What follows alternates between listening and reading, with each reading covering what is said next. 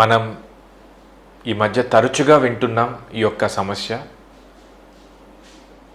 పిల్లల మీద లైంగికంగా జరుగుతున్నటువంటి ఈ యొక్క దాడులైతే ఏమి, వాళ్ళు ఎదుర్కొంటున్నటువంటి ఇటువంటి ఒక ఇబ్బందుల వల్ల వాళ్ళల్లో భవిష్యత్తులో చాలా మానసికమైనటువంటి సమస్యలు వస్తాయి. ఇటువంటి ఇబ్బందులు ఎదుర్కొన్నటువంటి ఒక పిల్లల్లో భయం, ఆందోళన, విపరీతమైనటువంటి ఒక భయంకరమైనటువంటి ఒక కలలు, దిగులు, ఇది వాళ్ళకు ఒక పోస్ట్ ట్రామాటిక్ స్ట్రెస్గా కూడా మిగిలిపోతుంది. తద్వారా వాళ్ళ యొక్క కాన్ఫిడెన్స్ కానీ, వాళ్ళ యొక్క ఫ్యూచర్, వాళ్ళ యొక్క అకాడమిక్స్ చాలా ఇబ్బందికి గురవుతాయి. అందువల్ల సమాజంలో ఇటు పేరెంట్స్కి కానీ, స్కూల్లో ఉన్నటువంటి టీచర్స్కి కానీ, ఇన్స్టిట్యూట్స్ యొక్క మేనేజ్మెంట్స్కి కానీ ఈ యొక్క గుడ్ టచ్, బ్యాడ్ టచ్ మీద అవగాహన చాలా అవసరం. ఈరోజు సాస్ టీవీ ద్వారా ఈ యొక్క గుడ్ టచ్, బ్యాడ్ టచ్ మీద సమాజంలో కొంత అవేర్నెస్ తీసుకురావడానికి ఉపయోగపడుతుంది. ముఖ్యంగా ఎవరైతే పిల్లలు, చిన్న వయసులో పిల్లలు ఎవరైతే ఉన్నారో, ఆడపిల్లలు కానీ మగపిల్లలకు కానీ, వాళ్ళకి అసలు ఈ గుడ్ టచ్ అంటే ఏంటి, బ్యాడ్ టచ్ అంటే ఏంటి, సేఫ్ టచ్ ఏంటి, బ్యాడ్ టచ్ అనేది ఏంటి అనేది వాళ్ళకి కానీ అవగాహన కలిగినట్లయితే వాళ్ళు ఎటువంటి సందర్భంలో వాళ్ళకి ఏదైనా ఇబ్బంది జరిగినప్పుడు వాళ్ళు అక్కడ ఉన్నటువంటి ఒక టీచర్కి కానీ, లేదా అక్కడ ఉన్నటువంటి ఒక పెద్దలకు కానీ, ఇంట్లో తల్లిదండ్రులకు కానీ చెప్పుకునేదానికి అవకాశం ఉంటుంది. అలా అవగాహన లేని పిల్లలు దాని ద్వారా చాలా ఇబ్బంది పడడం జరుగుతుంది.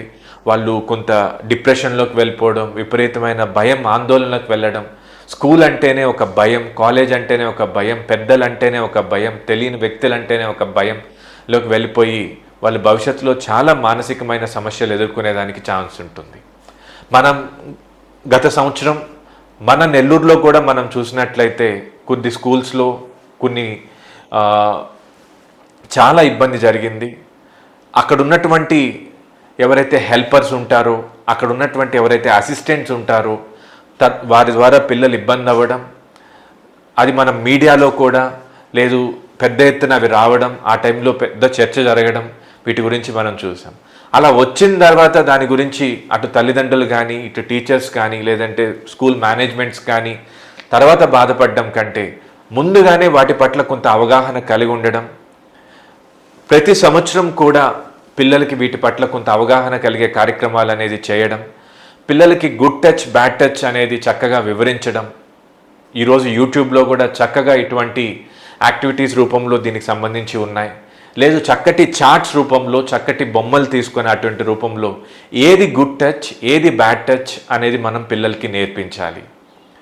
తల్లిదండ్రులు కానీ, సమాజంలో ఎవరన్నా కానీ, టీచర్స్ కానీ పిల్లల్ని బ్యాక్ సైడ్ ప్యాట్ చేయడం, చక్కటి షేక్ హ్యాండ్ ఇవ్వడం, వాళ్ళని అభినందించడం, ఇవన్నీ గుడ్ టచ్ కిందకు వస్తాయి.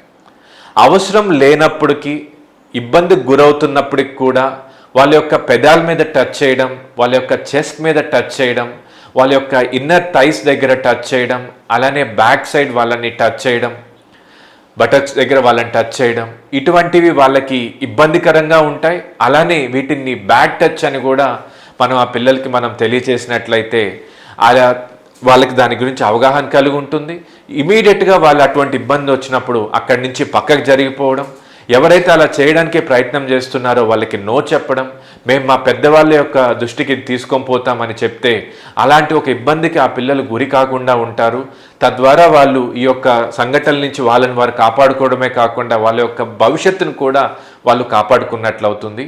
అందువల్ల పిల్లలకి దాని పట్ల చక్కటి అవగాహన, ఈ good touch and bad touch ప్రతి స్కూల్లో ఉండాలి, ప్రతి పేరెంట్కి ఉండాలి. కేవలం ఆడపిల్లలకే కాదు, చిన్న వయసులో ఉన్నటువంటి మగపిల్లలకు కూడా వీటి పట్ల అవగాహన కలిగేటట్టు ఉండాలి. అలానే తల్లిదండ్రులు కూడా కొత్త వ్యక్తులతో పిల్లలు ఏ విధంగా మలుచుకోవాలి, ఎవరన్నా వస్తున్నప్పుడు పిల్లలు భయపడుతున్నారా, స్కూల్కి వెళ్ళడానికి భయపడుతున్నారా, ఎవరినన్నా కలవడానికి భయపడుతున్నారా అనేది కూడా గమనించుకోవాలి. ఈ మధ్యన ఇటువంటిదే ఒక కేసు మేము చూడడం జరిగింది.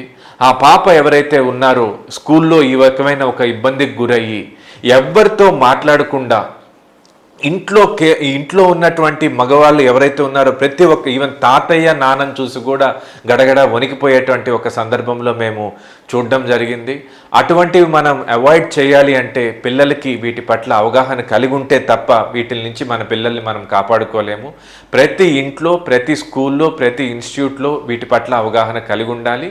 రెగ్యులర్గా కూడా ఒకసారి చెప్పి వదిలేయడమే కాకుండా తల్లిదండ్రులు కొంత టైం వాళ్ళతో కేటాయించి ఇటువంటి ఇబ్బంది ఏమన్నా జరుగుతుందా అనే విధంగా కూడా అప్పుడప్పుడు మాట్లాడుతున్నటువంటి అయితే పిల్లల్ని మనం సంరక్షించుకోవచ్చు.